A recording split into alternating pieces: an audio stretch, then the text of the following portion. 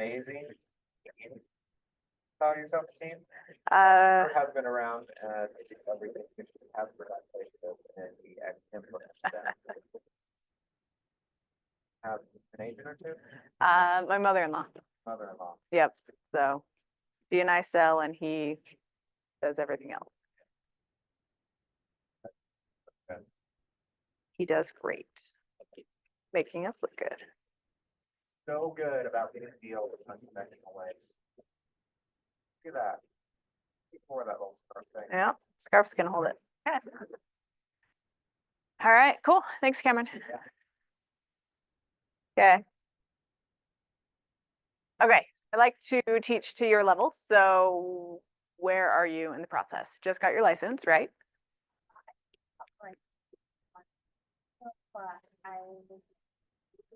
Okay.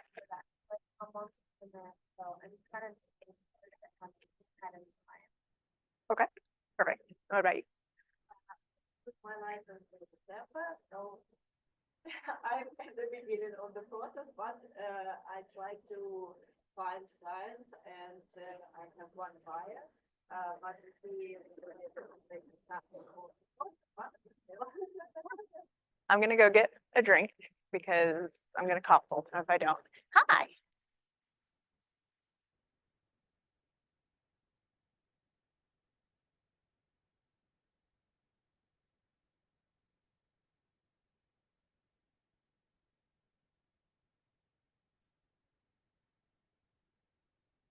Okay, we were just doing introductions for how experienced you are. So, gentleman who just came in, how long have you been? Okay. Okay. Where were you before? Mm. Jason is your broker, right? He's great. I like him.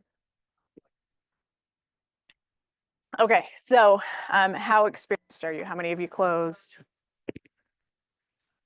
Okay. Perfect. So today's topic is contract to close. So basically you got it under contract, now what do you do? And Cameron was saying that this is the topic that when everyone's like, what do I do for my job? This is your job. Like you really have two hats. You have get clients and then service clients. So today we are talking about the servicing part. So I got my license in 2013 and I had a 9-month-old and a 2-year-old and have gone on to have 2 more kids in real estate, which is fairly rare. Most people are older and either have older kids or don't have kids. And last year I closed 18 million in volume. So I sell a lot. And it all feels like bragging, so I don't want to talk about it. So let's jump into the class. So this is where we're at.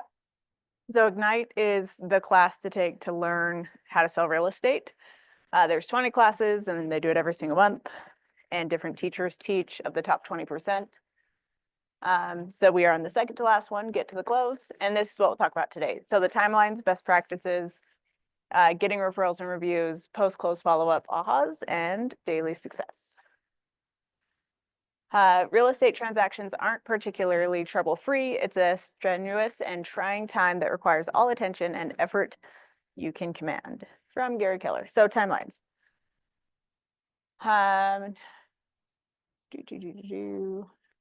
It's so hard. I'll get off and not end up doing any of this by the end of it, but I want to try and be helpful for you. Okay, so when we're talking contract to close, you have 2 jobs. Either you're the buyer's agent or the seller's agent. And what you do during contract to close is different, and we'll break down your different job descriptions. So a standard contract timeline, gonna irritate me, is 30 days. So from the time you go under contract to close is usually 30 days. So what do you do during that 30-day process? Because your job really is to manage everyone else. Everyone has jobs that they're doing in it, but if you think about who is a boss in the process, you're the boss. So you're working on behalf of your client to get it done. So ultimately what they want, but that's kind of standard. So you have contract accepted, inspection period, closing. very simplified version of it. So there we go. And this is more broken down. So our contracts, we have 4 deadlines in our contracts. And sorry, this was kind of a simplified version. So the first one is seller disclosures, then due diligence, then financing and appraisal, and then settlement. I don't know, I'm spelling settlement out, but we are. Seller disclosures is the first deadline for the seller, and it's where you give all of the seller disclosures in section 7 of the purchase contract. So get familiar with the purchase contract.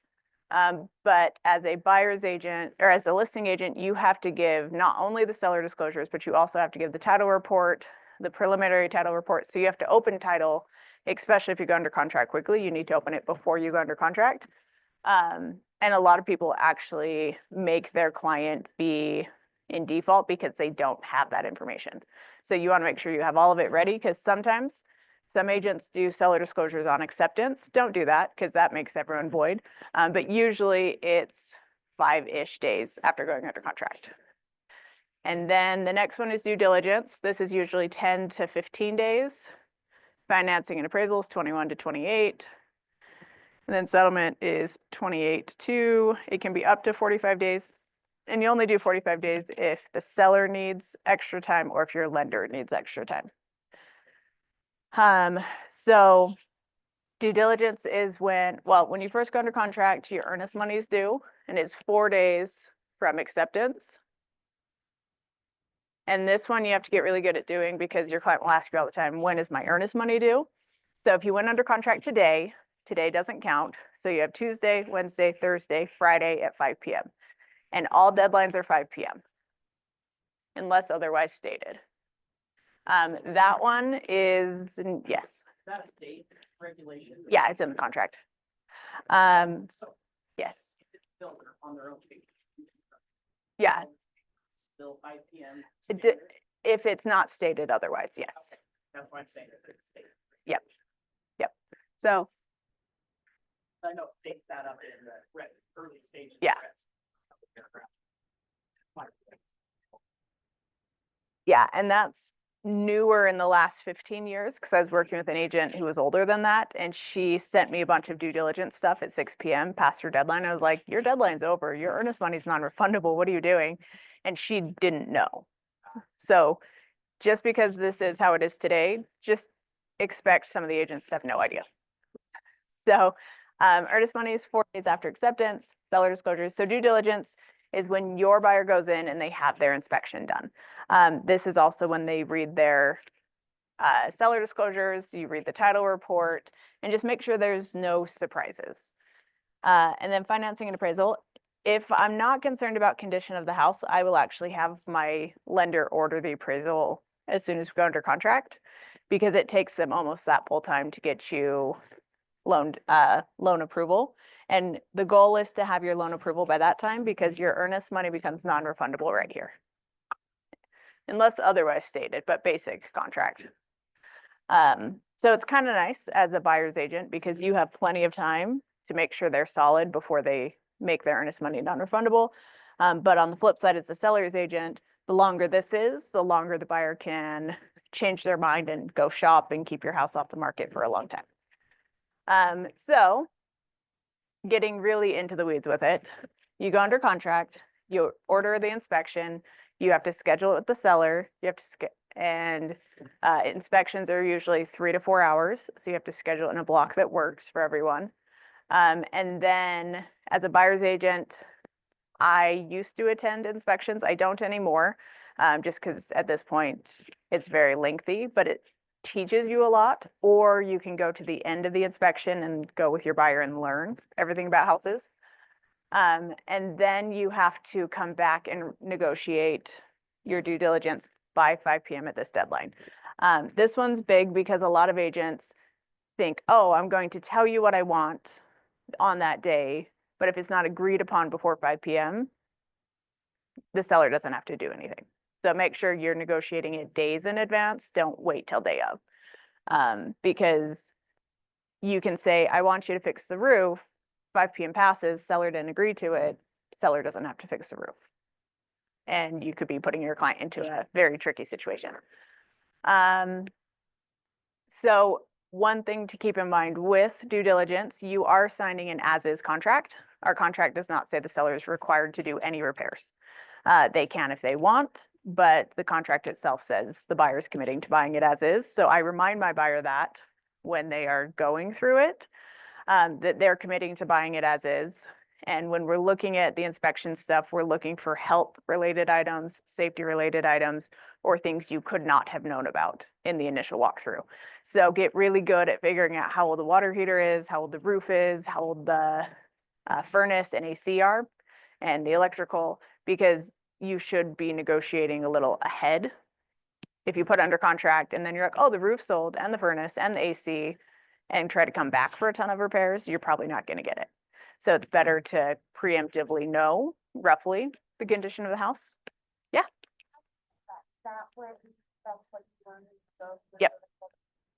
When you go to the home inspections. Yeah, so the appraisal is a different, we'll talk about it, but yeah, so just going to all of the home inspections over time, the home inspectors will tell you all of that and just spending time in the industry. No, not at all. Most of them do the inspection for 3 hours and then walk the buyer through for the last hour, and I go to those, and those are what tell you a lot. Yep. My experience, I worked for a builder when I was a teenager, so I have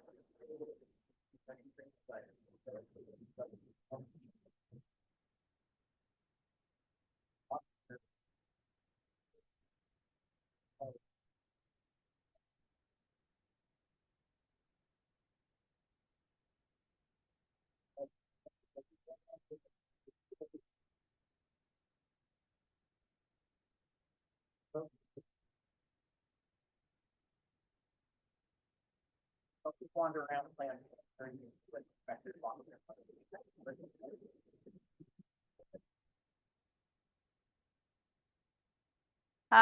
Okay, so, yes. Oh, no, you're good. I'm just saying, but so. Yeah. So then the appraisal is the appraisal. So what they do, it's very calculated. It's a mathematical formula based off of percentages and square footage. They'll come in, it's about a 15-minute timeline. So when they're scheduling it with your seller, they'll schedule for an hour, but they'll only be there for 15 minutes. They're going to measure the exterior of the house, and they're going to take pictures of every single room. So you want to make sure that every room is available for the appraiser to take pictures. And then they'll come back with their report. As a listing agent, you won't get the copy of the appraisal unless it comes in lower than contract price. So with appraisals, no news is good news as a listing agent. As a buyer's agent, you can renegotiate or can ask the appraiser to compare other properties if it comes in low, but they don't do it very often. So, and then at that case, you can renegotiate with the seller, maybe depending on the market. And then, sorry, so then after your financing and appraisal, so it's two parts. So financing is, yes, the buyer can have the loan. Appraisal is, yes, the home appraised for the value. Once they get done with that, they send it through underwriting, get loan approval, and then settlement happens where everyone signs everything. And then funding happens usually the next day, and that's usually when you get possession. Possession is the one thing that just throws everything through a loop. So make sure you're paying attention to when possession is and you're letting your seller know and your buyer, because that's kind of the last thing that happens before you're out of work. So it's kind of important when it comes to getting referrals. Because if you mess it up, that's what they remember.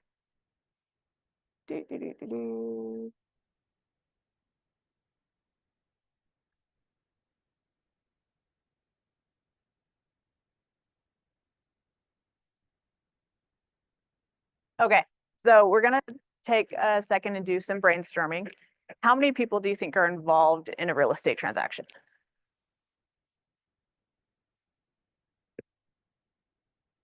Got 10? I appreciate you throwing out a number. What else? All right. So we'll start with, you have the buyer and the seller. And then we have the listing agent and the buyer's agent. Then you have the home inspector. You have the lender. Sorry, lenders, that I just put you after the home inspector. You have the title company, the escrow officer, and then they'll have assistants, and then the lender will have a processor. And then, oh, the appraiser, and they'll have someone who schedules it for them. And then on the inspection, if anything comes up, you're gonna have a roofer is the most common one I have, HVAC company, plumbers, flooring people, painters. Trying to think of who else. Did I say the underwriter yet? You have the underwriter for the loan. The buyer's, the notary, yeah, you got the buyer's dad. He's an important piece of this transaction. Yeah. So we have 20 being somewhat involved, and your job is to manage everyone. So with the lenders checking in every week to make sure that they're on track and there's no surprises, I'm closing one today that they had more extensions than I've ever had in my career. It was really bad, because it was one of those transactions that I'm the listing agent, the buyer's agent put it under contract, and I haven't talked to him since. He passed it off to his TC, and his TC must be overworked because the only time he ever talks to me is at like 8 or 9 o'clock at night. He texted me last night at like 8, being like, oh, we need to do our final walkthrough. Is that okay? I'm like, oh, yes, but 7 o'clock, 8 at night, like it was really bad. But they extended every single deadline. Like they did not get anything done in their timeframes, and it was a longer contract. Like it wasn't short or tight. So I feel really bad for their buyer because they got a really bad experience, and they're going to be the type of people who are like, realtors are the worst because nothing happened like it should. And that is not how you get referrals. Okay, so 20 conservatively is who's involved. So I don't know what this slide is saying. Timeline.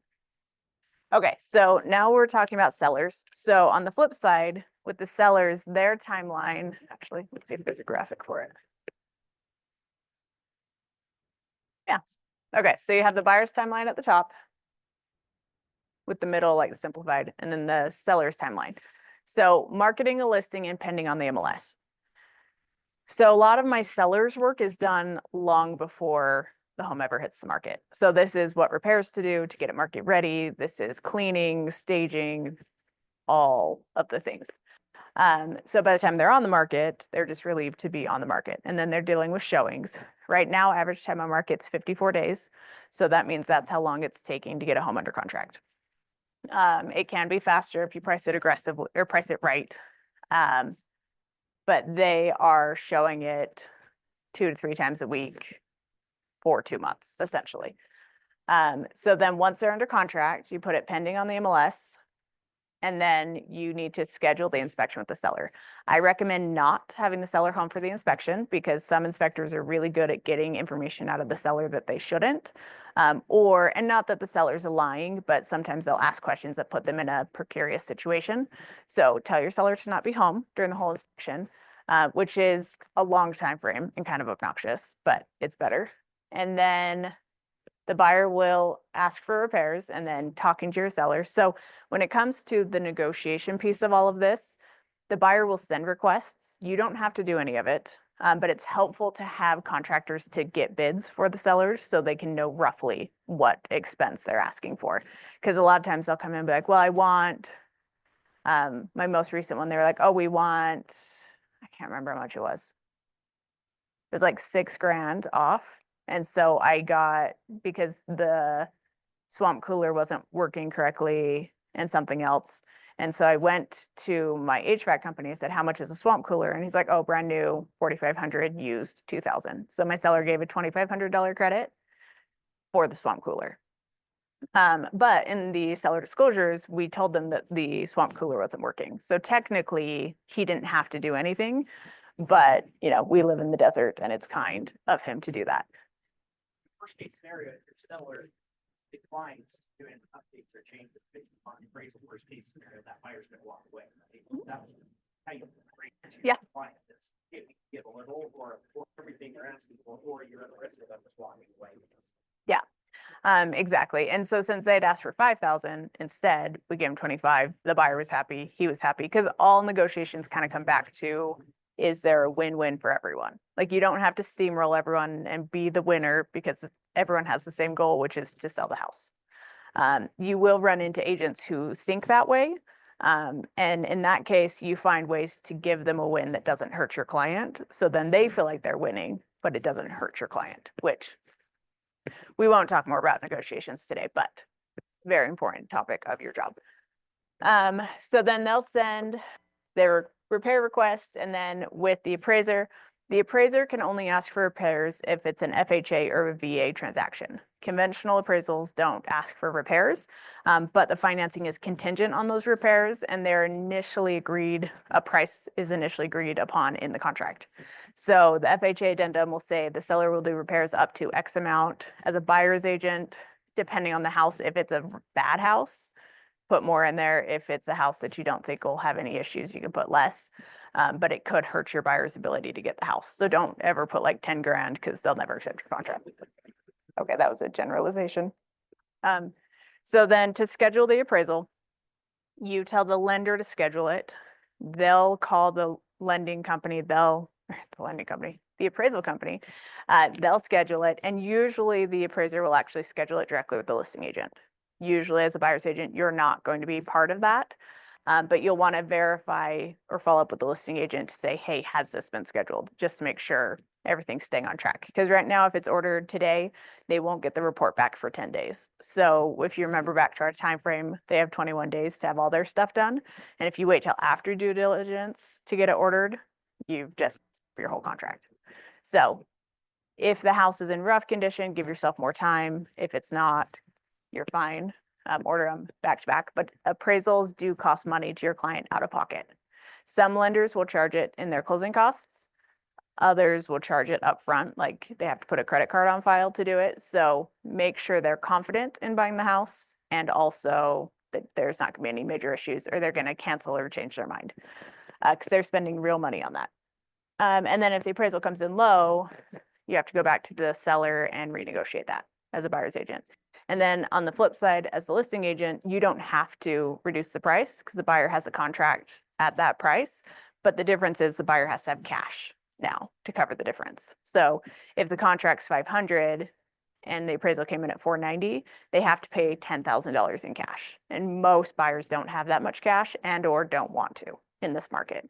In 21, 22, buyers were doing it all day long, but the market's ever changing. So make sure you're tracking what's happening in the market.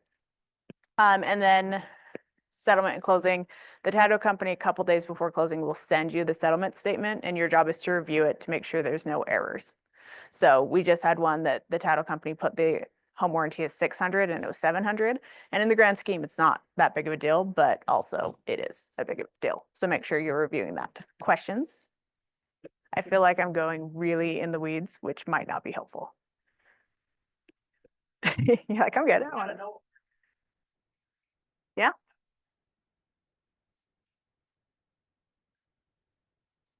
Yeah. Yep. And like you learn more from it, like being like hands-on, like getting it, but I feel like I want to like fully understand myself. Oh, for sure. Yeah. 100%. And that's why you have Cameron. Like you get the client and you get into contract and he can help you with everything. He's overseen thousands of contracts at this point in his career. But yeah, until you're in it and writing the contracts and doing the deadlines, it's really hard to mentally keep track of everything. Yeah. Okay, ahas. Any ahas? Did you learn anything? You guys learned nothing. I see you nodding your heads. So ahas are very helpful for your learning because if you can take everything that I just spewed to you and find something to say, yes, I learned it, and then share it, it's actually better for you to be able to retain it. So I'm going to make you all share an aha. And we'll start in the back. What's your aha from that section?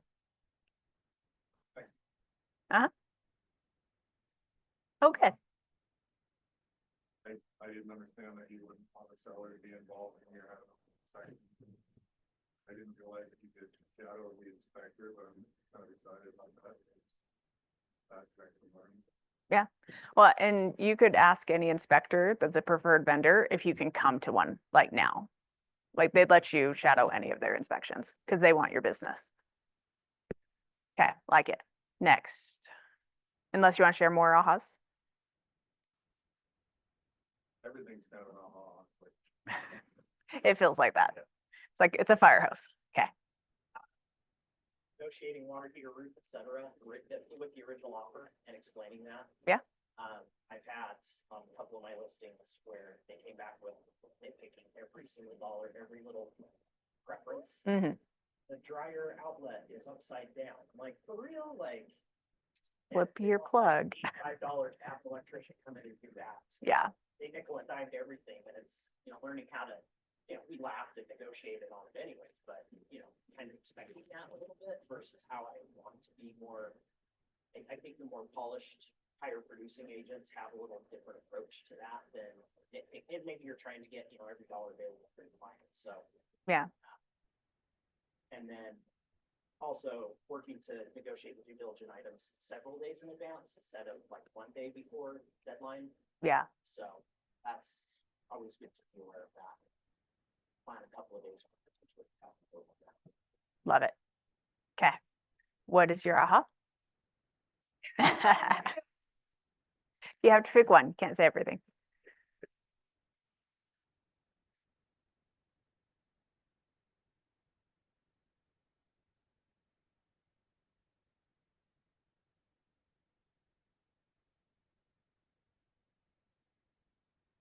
The about terms that we have to do everything in before 5 o'clock and to do I forgot the English word.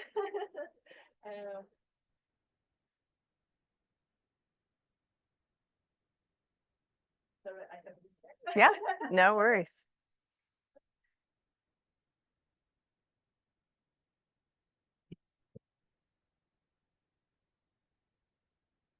The next after. Yeah.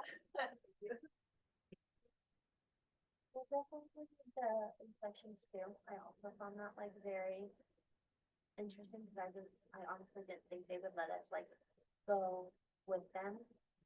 So the fact that we can and like you just said, like we can go without it even being our listing, I find that very interesting and feel like I'm gonna learn a lot from that. And then kind of more about like the deadlines and like when to the steps and when to do it so that like we can meet that deadline instead of like trying to do it last minute and not hitting it and having to get like an extension. Yeah. Good. Yeah, your goal should be to never ask for an extension because when it comes to negotiations, you only have so much goodwill, and the more you ask for, the more your client doesn't get extensions. Okay, did you find the word? Okay, no worries. All right, so now we're going to talk about avoiding pitfalls and best practices.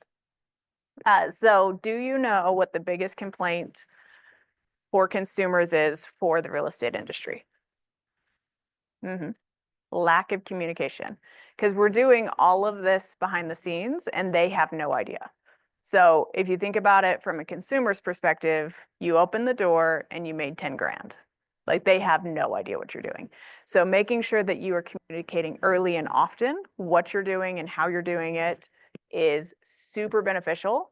And then setting expectations and maintaining your professionalism. So expectations is ultimately how I believe my business has 82% referrals. So last year, 82% of my business was repeat or referrals because my clients have a very great experience because we set proper expectations.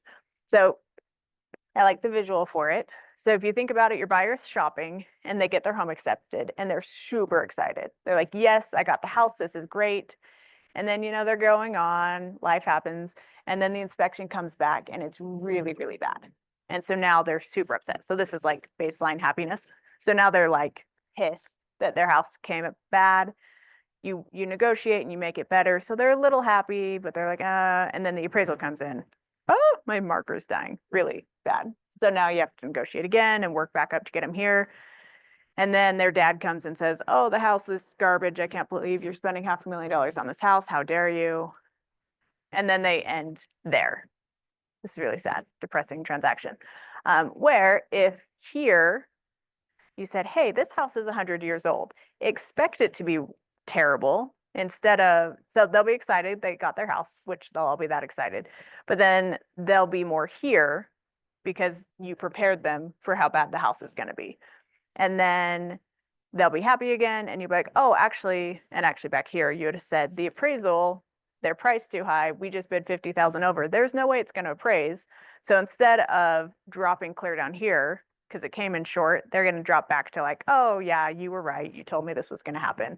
And the more you can gauge what's going to happen in the process, there's less of this.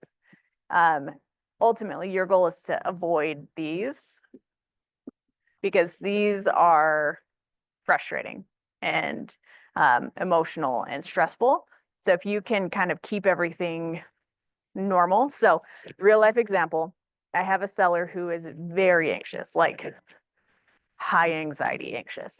And so I talk to her basically daily and she asks lots of questions. And my goal is to answer her questions before she asks them.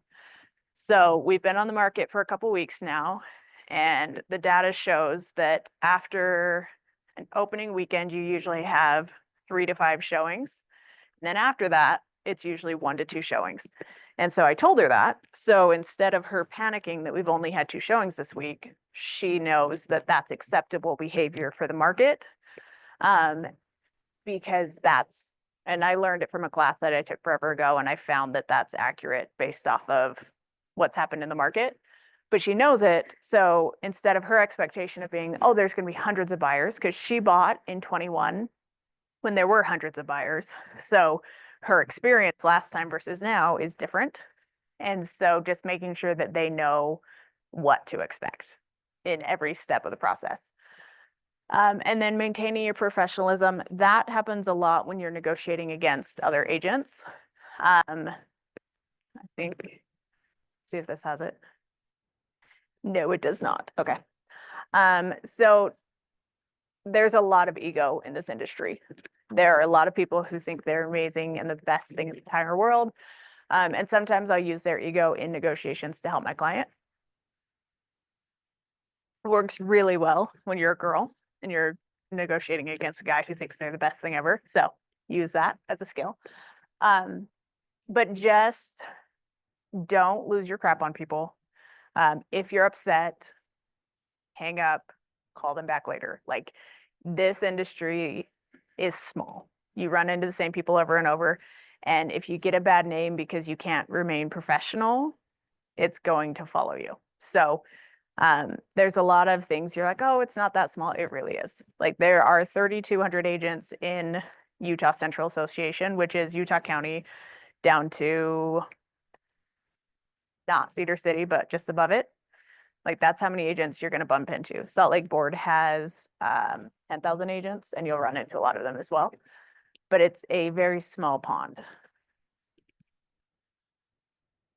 Okay, so let's talk about being proactive when it comes to things falling apart. So if you remember the timeline, under contract to close, actually, I'll draw it out. Where do you think most transactions fall apart?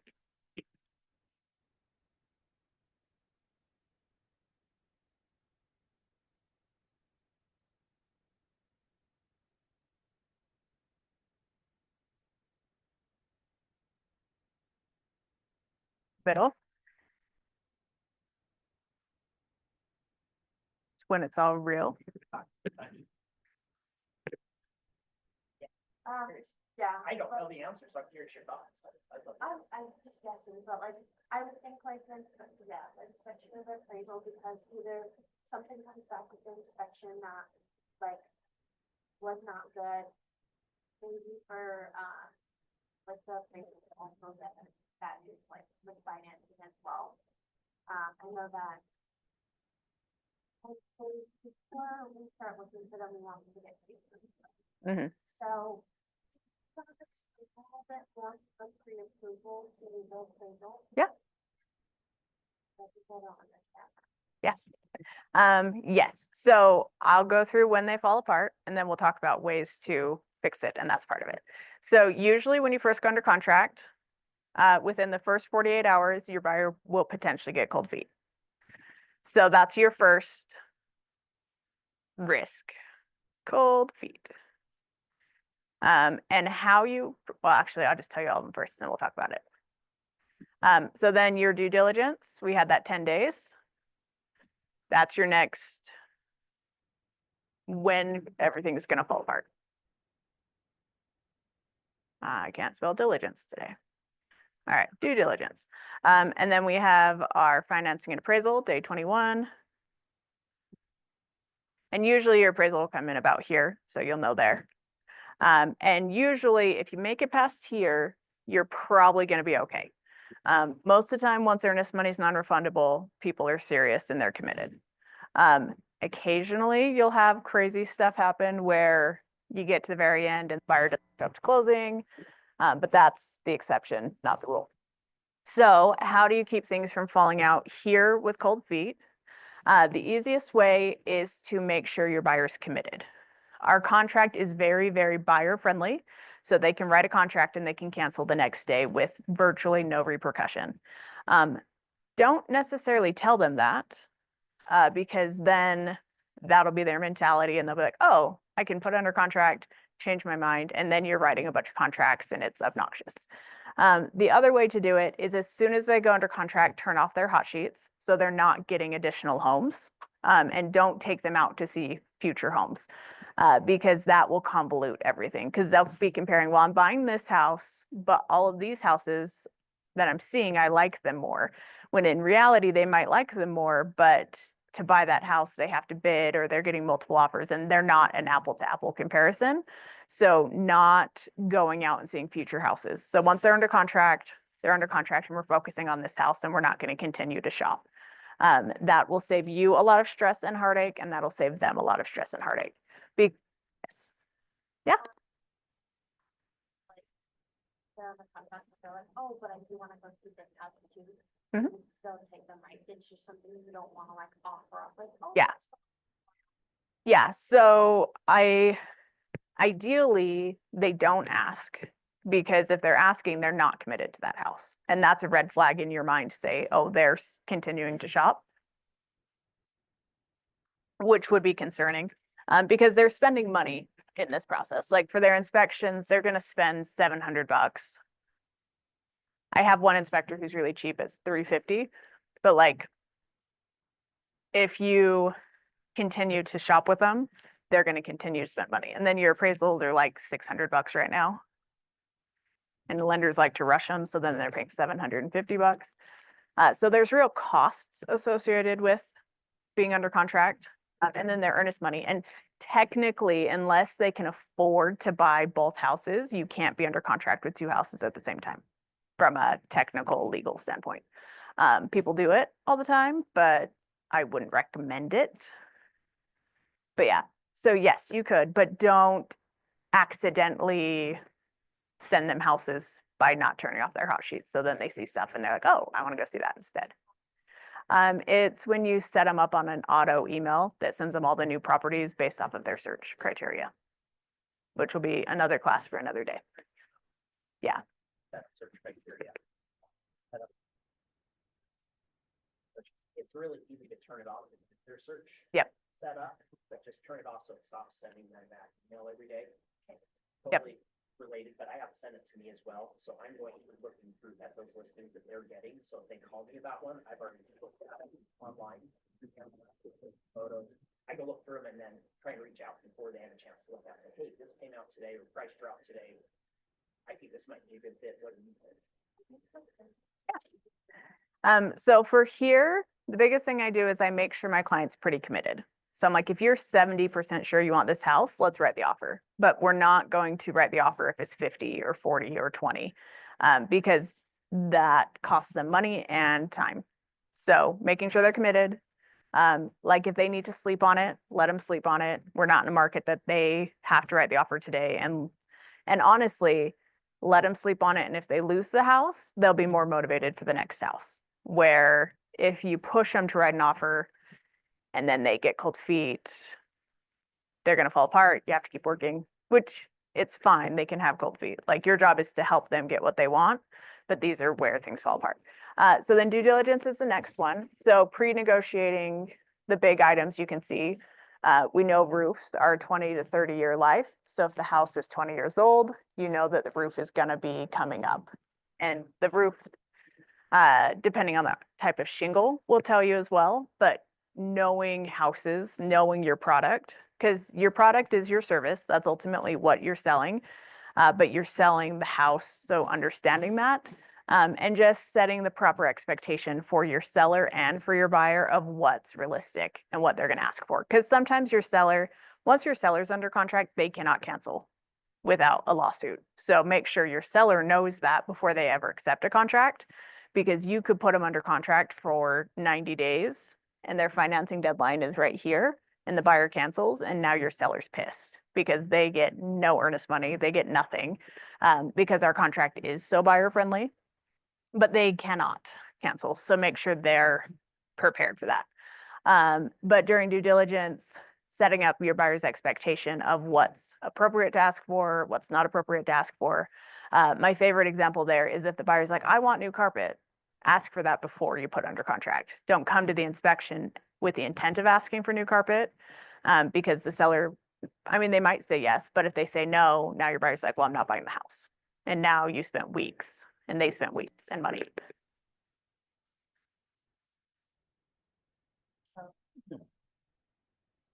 Like 450,000, and then 400,000 now offering. Yep. Yep. Or do it with a price reduction or do it with closing costs. But yeah. Yep. So due diligence, just setting that expectation. And then on financing and appraisal. So there's two types of pre-approval letters. There's a fully underwritten pre-approval letter, and then there's I talked to the lender on the phone for 10 minutes and they gave me an approval letter. I want the first one. I don't want the second one. Because the first one, they gather all the documents and they submit them to their underwriter, or they submit them to an automated underwriter that says this is how much they make, this is their credit score, this is their debt to income ratio, all of the things, and it'll say, yes, you can have the loan. And that is much stronger than we talked on the phone. The buyer said, oh, I make 150, but the buyer actually makes 100 in base and the 50,000 is all bonus. So they can't use that to qualify. Making sure they have the solid conversation. So as the listing agent, I'll call the loan officer and find out how in depth their approval actually is. If it's a Rocket online lender, don't say brands, where they just put in all their information and got a automated approval letter and they're not working in the state and they're trying to get a USDA loan, stuff like that is where talking to the lender, verifying their approval is super important as a listing agent before you ever accept. And then as a buyer's agent, before you really start shopping, you want to make sure. And then the other piece for a buyer's agent is you want to make sure they feel comfortable with the payment of the house that they're buying right now, because they can qualify on one loan up to 55% of your gross income towards debt, which is insane. So I'll do the math for you to give you what that looks like.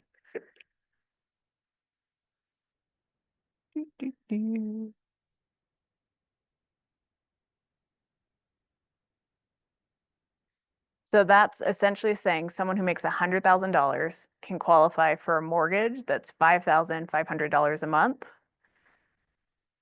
which I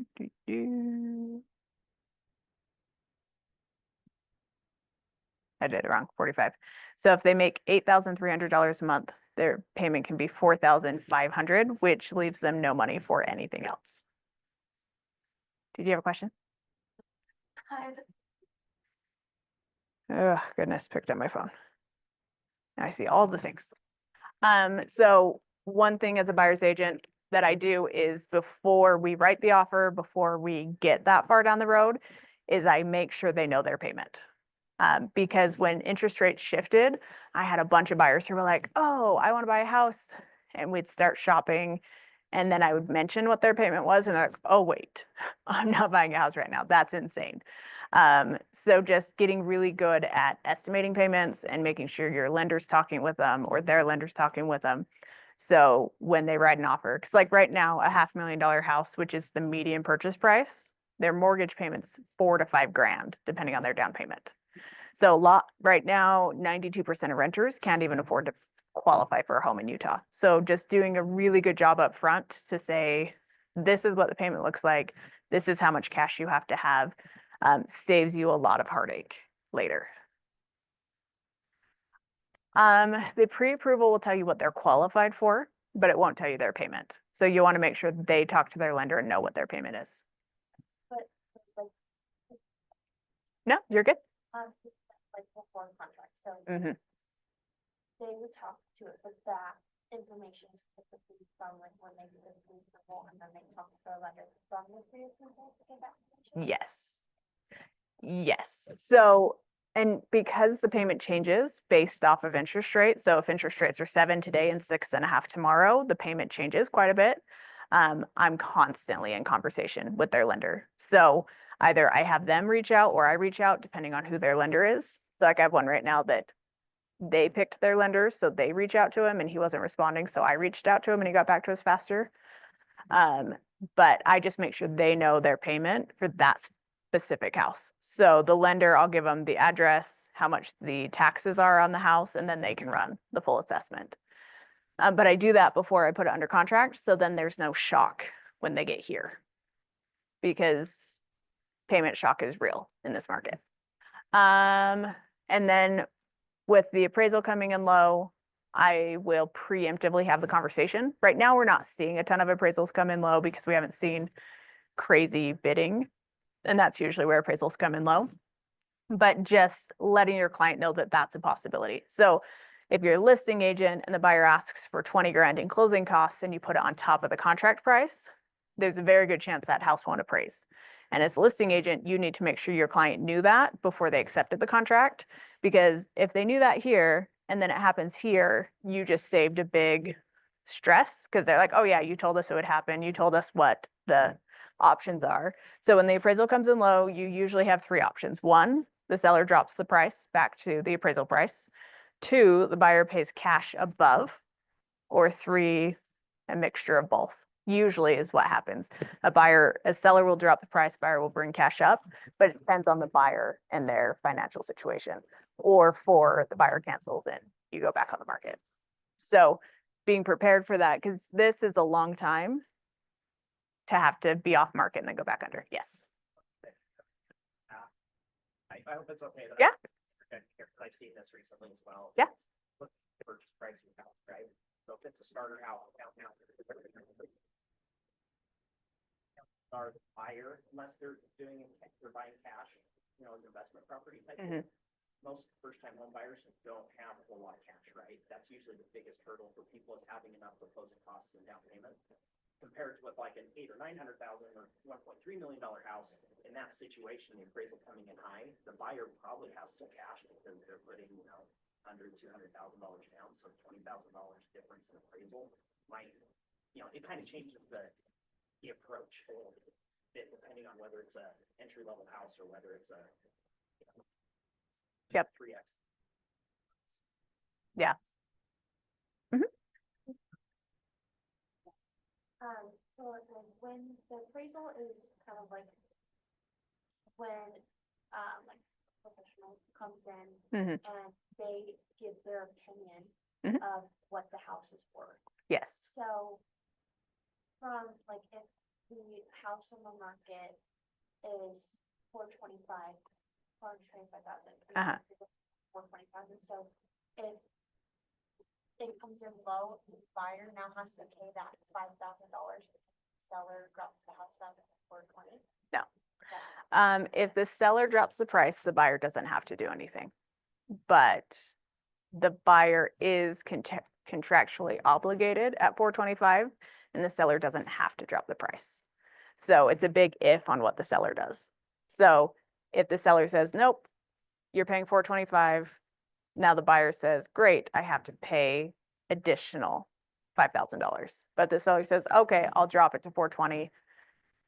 Now an addendum's happened, the new purchase price is 420 and the buyer's buying it for 420. No, you're good. But those are kind of the scenarios. And then the last one where it can happen is the title can be messed up. And usually you find that out early. So a title being messed up would be one seller is signing, not two sellers. And the second seller you can't find and they won't sign. Now your seller, listing agent, is in breach because they signed a contract fraudulently. So when you initially take a listing, you have the title, do a title search to verify that you're working with all parties. The most common situation is you have one signer and the other signer has passed away. You just need to make sure that the signer you have has the ability to sign for both parties. Or if they don't, that it's gone through probate and whoever's signing for the other party is also here and committed. So there's an agent in Salt Lake who took a listing that they got divorced. The wife had the right to sign, the husband did not. And he took the listing agreement with the husband without ever doing a search on it. And he rented the property to someone and the property is now rented and the seller, a lawyer has, she got a lawyer, the lawyer sued the husband and she now has the right to sell the house, but they can't because someone is renting the house. So like it's complicated. So as soon as I take a listing, I send it to title, say, make sure I have everyone. And most of the time, like you're not working with complete random public. Usually you're working with a family member or the situation. But I like the title search just to make sure. And then you do that before here because you have control here. Once you're under contract, if you accept contract and your seller is breached, now your seller owes the buyer the same amount in earnest money. So don't do that. And the only way the buyer gets is if they sue your seller. The fun stuff of real estate. Okay. Any questions in any of this before I go on?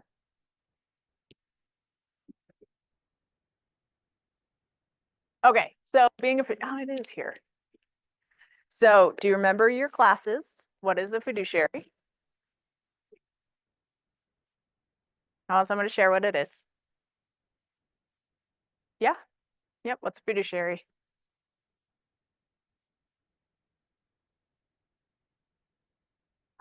I'm impressed.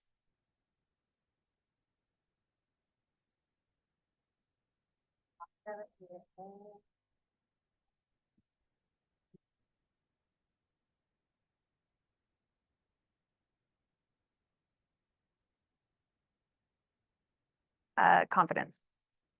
Not confidence, confidentiality. Thank you. We got there. Accountability and R, I believe. I don't know what R is. Okay, so when someone hires you, as a realtor, you have fiduciary duties, regardless of what you're charging. So if you charge $200 or if you charge 10%, you are a fiduciary, which means you have legal responsibility to take care of this person above your own personal interests. And that is where you'll get sued. If you do anything that is not for your client's good or for their best interest, and they can prove it, you can get sued. So keep that in mind when you're doing all of this, especially when it's in conflict with your own. So we believe in the Y4C2Ts here at Keller Williams, and it's up on a wall somewhere upstairs. But the important ones are, it's a win-win for everyone in negotiations. Look to understand before getting feisty. We should take a field trip and go find the wall. But basically, when it comes to negotiating, we don't steamroll people. We don't go at it as I have to win, you have to lose, that mentality, because ultimately everyone has the same goal, which is to get the buyer and seller to buy the home.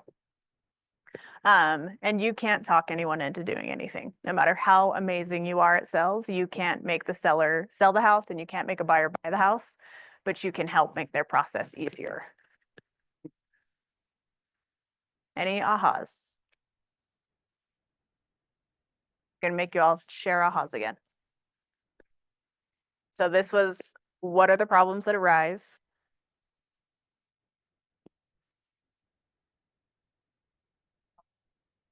Okay. Just like the appraisal, I learned a lot about that as a class. About, the purchase price for the purchase price appraisal and kind of that, so that was an aha for me. And then talk to the lender, before to get the payment, I thought that was really good.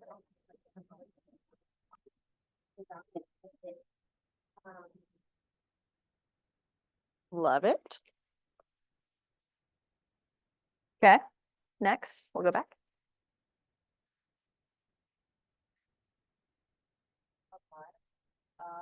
To let them know everything about this process.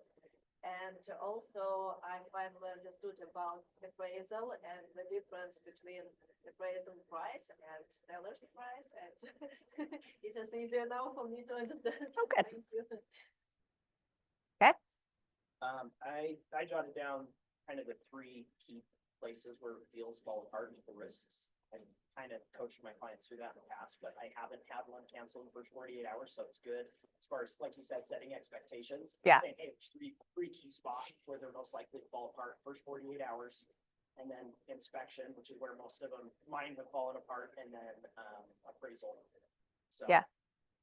I kind of tell them that inspection is the big hurdle. Once we get over that, and it depends on if it comes in, right at asking price, or if we lower the price a little bit, then you're less likely to run into a problem with appraisal.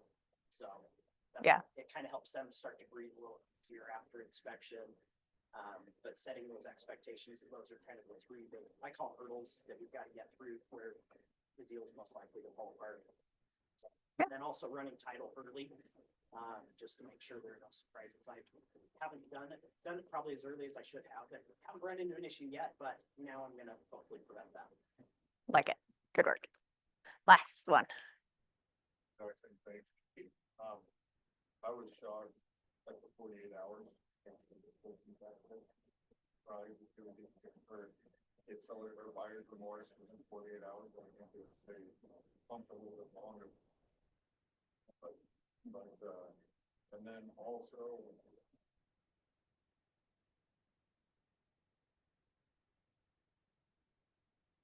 Just stay in contact, and then also you pointed out, depending on like the year of the house, the obvious things you might run into. If you're looking at a 100-year-old home. Yeah. Kind of informing them there might be something that's not perfect on a 100-year-old home. Expect it to be rough. Yeah, love it. Okay, so referrals and reviews. So the biggest advantage to real estate is it's a relationship business. So getting repeat business and referral business is huge, because there's kind of 2 ways to do it. You can just call people and sell their house and then never talk to them again. Or you can build great relationships and work with them directly or get referrals from them. That's how I work, because it's easier, honestly, because you take care of someone, they'll tell someone else how great you are, and then that person comes to you from a position of trust. So it makes it a lot easier to help them through the process, where completely cold, you have to earn their trust and then help them. So asking for referrals. So how I ask for referrals is in my emails. So when we go under contract, we send a weekly email every Friday. Oh, you're good.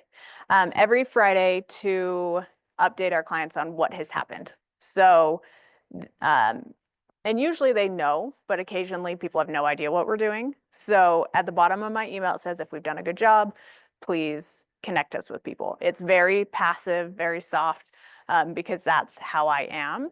And then I ask for my reviews after they've signed, but before it has funded, because I've had the best success of getting reviews at that point, because they still need you, because when it comes to funding, that's when they get keys. And after they've signed, it's exciting. They've hit kind of the pinnacle of the transaction. And now we're just waiting. So they don't, unless they're the seller, they usually don't have much to do at that point. Oh, I went backwards. Or did I? That is all we get. So ask for it often. And there's a study that says people are more likely to trust client reviews than any other source. So every week on my social media, I post a different client review so people can read it as a proof of success instead of me saying, I'm amazing. My client said it, so I don't have to say it. No, I keep all of my reviews on Google. So I have a Google business page and then I send them a link to it to fill it out. Because when someone's searching for a realtor, they go to Google. So that's where I want to be. I just set mine up. Have a couple of weeks out there, but I have a client buying and selling next week, so it's a double close. And so I'm trying to figure out the best time to ask them. I'm gonna have his wife do one and ask him to do one. You know, house they're selling. Together, so I'll ask each of them after they sign Monday to say, hey, you guys got any reviews for me?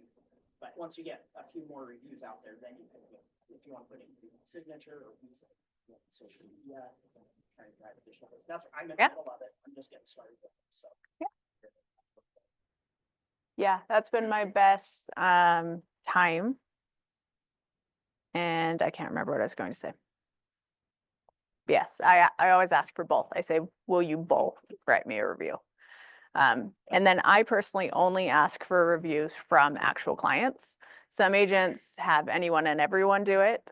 But I have found that when people Google realtor, I come up and they call me because my reviews are thick and meaty versus the 5-star review that has no words to it. I feel like those don't, like, even though I have like 130 5-star reviews and there's other teams that have like thousands, but they'll call me because my reviews are actually reviews instead of, they gave me a free ticket to a movie. But not like what people actually say unless they write like a whole essay. Yeah. But like,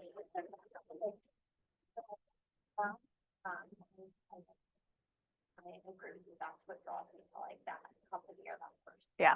Said a really good thing that I just am gonna use, just hit me, was, hey, will you both write me a short paragraph that we're doing? Because if it's one sentence, right, it's less believable. Yeah. I think field clients are gonna write a paragraph, and if you ask me, hey, you write just a short paragraph. With that, there's sort of more weight. Once again, 5 really good reviews versus, like you said, thousands of little one sentence, A++ transaction, like, we don't believe that. That's fine for eBay, but you know, this is a little more involved than just a quick eBay transaction, so. Yeah, or I looked up something over there and I swear this review is like an essay and I was like, I'm not reading it. So I think the short paragraph is like short, sweet, informational, that's the perfect kind of Paragraph is good, because it might be 2, but it's probably not gonna be a book, right?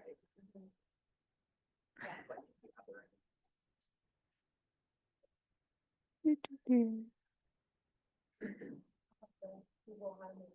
Google this page. Oh, goodness. Had to. Kind of interesting, but I ended up where like taking a picture of workspace. So I sent it on my desk and then I sent a picture of my real estate license that I printed out, like my license number and then my real estate sign. So I sent for Google to verify and actually print my business page. I don't know if I just got hung up because a lot of my coworkers, maybe I did it slightly differently. I don't know, but they're like, we need pictures of verification that you're actually in business because, right, we're 1099 self-employed. Well, I work from home, so I actually do have a desk set Yeah. up, so I can put a picture. Yeah, I sent a picture of that. I sent a picture of like rent space, just under my house address, that's where my office is. But like I did a walk up, and then I sent a picture of my sign and also my real estate business license, and that was enough to prove it, like, just as a heads up for you. Right. Was that your goal, Becca? Like, did you have to send that? They sent us a piece of mail, is how ours was. Yeah. So they sent us that and then we entered the code. So that might be the old version of it. I have another LLC out, so I don't know if it's because I already have like a registered LLC Oh, or a okay. separate business at my home address. I have a little side, my little side business. Yeah. I don't know if that's why I'm sure. Okay. That raised flag. Okay, so post-close follow-up system. So this goes into getting repeat and referral. So co-agent follow-up, okay. So the data shows that 92% of people would work with their realtor again when they buy and sell, but only 11% actually do. And a lot of people say it's because we don't follow up well enough. I think it's because 87% quit after 5 years. And most people don't buy and sell between, well, it's a 7 to 10 year cycle. So someone who buys today probably won't sell for 7 years.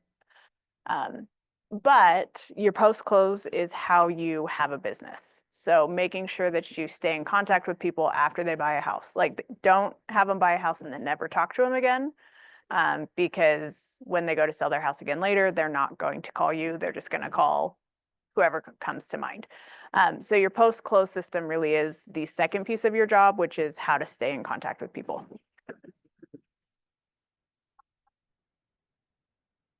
Like stuff like that, or do you just text them like randomly, be like, oh, I just wanted to see how you're doing? So do you keep it like house conversation, or do you keep it personal, mix of both? So- I recommend keeping it real to who you are. And I don't like houses, so me talking about someone's house would be super unauthentic. But I like people, so I connect with them on who they are. I do, if I know they're renovating or if I helped them with renovating, because like when I go through the house, I'll be like, this is what we can do. This is how you can make it the house you want. Then I'll ask about the house, but most of the time, I don't care about the house, which might be shocking. But I care about the people. So I do events to keep up with people and I invite them to events and we hang out and we have fun. And then I talk to them about their life. So like on social media, I'll DM them or I'll comment on their stuff based off of what's happening in their life, but not so much about the house. So my close follow-up is something called the 36 touch, which you'll hear about in some book. And basically, if you keep in contact with someone 36 times over a year, they will think about you when they think about real estate agent. So when it comes to real estate agents, people hire the first or second person they think of, for better or for worse. And your goal is to be the first or second person they think of. So how you do that is through the 36 touch, which is 24 emails. And this is all laid out in the Millionaire Real Estate Agent book. It's the red book written by Gary Keller. 12 postcards.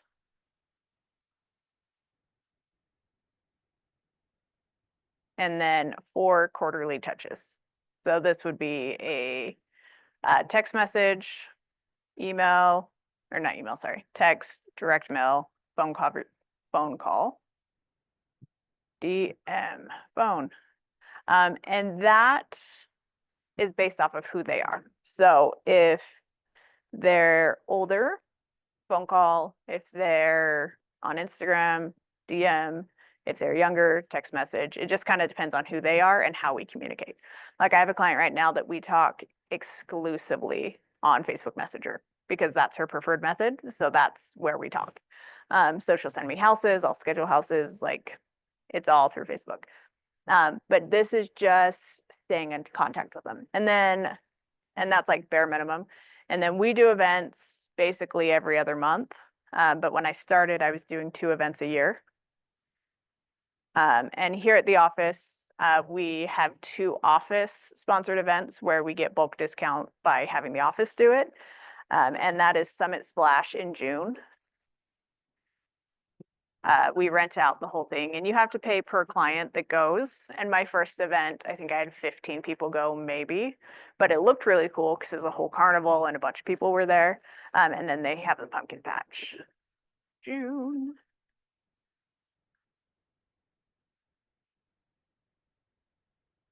And this is in September. Uh-huh. Yes. So you get a discounted rate. Hello, well, that's out.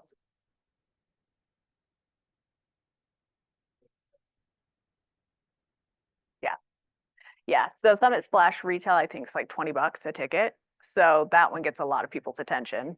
And then it's pretty cheap comparative. And then the pumpkin patch is not any cheaper than retail, but they do get a pumpkin. So those are the 2 events. But because it's office sanctioned, it's cheaper. And then with that, you invite them and you can send them an email, send them a postcard, text them, post about it on social medias. And there was a study done that says it takes 11 pieces of communication to actually capture someone's attention. So if you're like, I'm posting about this too much, you're probably not. Like 11 times. And then on top of all of this, to stay top of mind, I post every day on Facebook and TikTok and YouTube and Instagram and my Facebook business page and Google business page. And it's a lot of content creation because that's where people are. And yeah. So for the summit,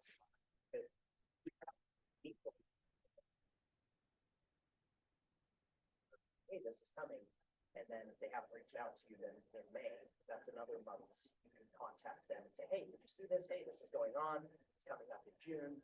So you can use that Summit Splash. It's not just June. Use that 2 or 3 or 4 other touches leading up to it. Look, I'm not an expert at this. This is what I'm telling you because I'm playing some of this as well. I'm probably not doing the pumpkin patch, but I'm doing a couple of my own little events that I'm planning throughout the year. I don't care if they're small, but I friends of real estate trust finance training, so I'm doing that for that actually seminar. Help people get their trust set up and ask questions or reading smart later that I haven't access to. So, and then pumpkin patch isn't my jam. I actually hate them. Finally aged out one thing evidence, but I'm finding my other events. Yeah. Yeah. And really the goal of all of it is just when they think of a real estate agent, they think of you. Like that's to overly simplify our job. That's all it is. So, and then the other thing I do on post close is every January I send their settlement statement to them. Not every January. Everyone who closed last year, I send them their settlement statement so they can take it to their accountant and get potential write-offs from buying or selling a house. Because you can write off the origination fee, you can write off the realtor fees. Not that you really need write-offs when you sell under 250, but squirrel. Okay, any ahas there? Okay, we're doing great. We're gonna finish early.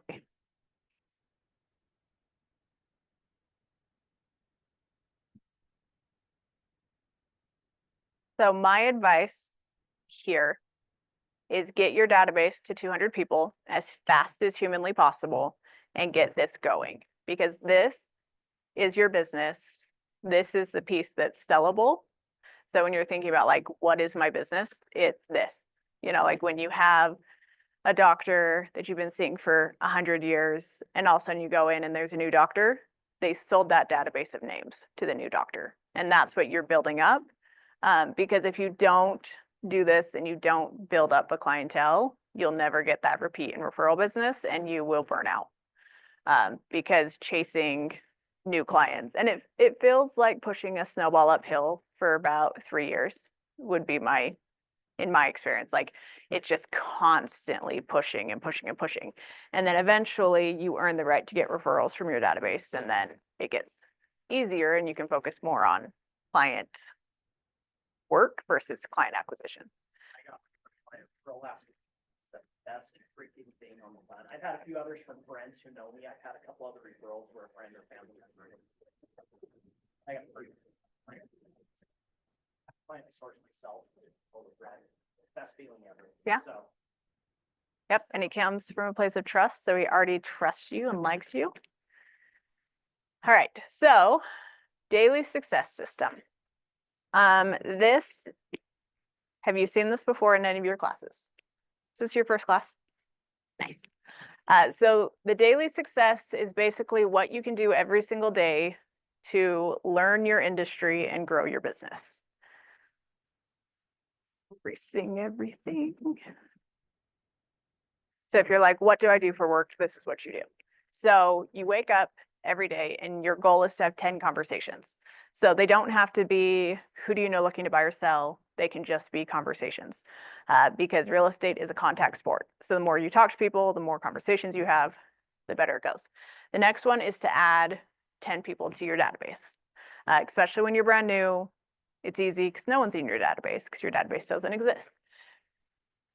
And the numbers show if you have 201 people in your database consistently marketed to 36 times a year, you'll make $100,000 a year. So do it as fast as possible and just get them in there. And then 10 handwritten notes. So what we do is we do birthday cards and anniversary cards at this point. So for everyone's birthday, they'll get a card, and then anniversary for every year. So, oh, you bought your house 5 years ago, 6 years ago, 10 years ago. And then the 10-5-1 on social media engagement.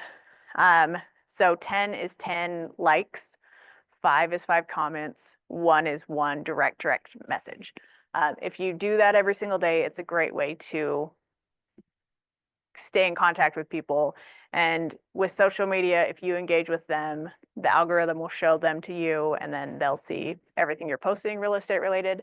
I don't actually know what enrichments means. And then appointments. An appointment, at this point in my career, I shoot for 1 to 2 appointments a week. So it's not a ton of appointments in the grand scheme. But an appointment is an actual conversation where they're looking to buy, they're looking to sell, they're looking to invest. And if you can just focus on that, say I have that, like I have one scheduled for tomorrow, so I'm good for this week on appointments. Now I need an appointment for next week. And if I just focus on who in my world needs to talk to me about real estate and set that appointment, and then appointments lead to agreements, which leads to closing, which leads to getting paid. The last one on here that's not on here anymore, but should be on here, is previewing homes. So when I was brand new, they suggested previewing 10 homes a week. It's a little harder to preview homes nowadays because people are less likely to tell you the house is vacant because they don't want people just randomly walking through their house. So the easiest way to do it is looking at builders and looking at open houses on the weekends and just seeing floor plans. Like at this point in my career, I can look on the exterior of a house and I know exactly what the floor plan looks like. I might not know if it has the 3 bedrooms or the 4 bedrooms or the half bath on the main. But then that way, instead of trying to figure out the floor plan when I'm with my client, I can focus on what my client's looking at and what's interested to them. And then I can, it's just the more you see, the more you understand the inventory, which then can help your client.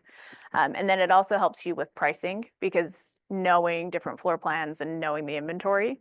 So what I would do is do builders, do open houses, and then just get on the MLS and look at everything new that's been listed in the last 24 hours every single day in your market. So don't look at the whole state, but like if you want to be in Utah County, if you want to be in Salt Lake, or even just city specific, just look at everything. Look at what it's listed for, look at its photos, look at its bedroom bathroom count, what year it was built.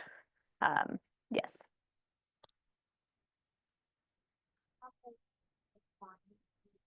Or from the city. Mhm. So should I, like, would now be a good time to start looking at Park City and finding like? Yeah. I don't know exactly what I'm interested in yet, so I don't know if that like would be beneficial, but just kind of. Yeah. No, I grew up in Warren, so like I have a little bit, but look on the map or go drive up there for an hour or two. Look on the map first and figure out kind of the different areas so that you can speak intelligently and say, all right, which part of our city are you going for? Out in this section, over here, this part. That's what I would do, and then take a look at online. Then I'd probably drive up there and drive around and kind of get a feel for the different neighborhoods. board, so I can speak like I was really familiar with Park City, even though, honestly, I haven't been to Park City in a year.